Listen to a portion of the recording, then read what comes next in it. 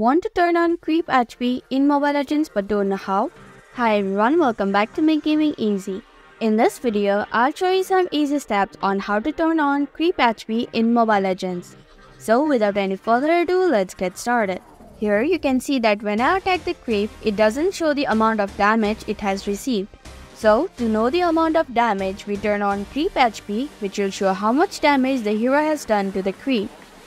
This setting is very useful if you are playing as jungle in Mobile Legends.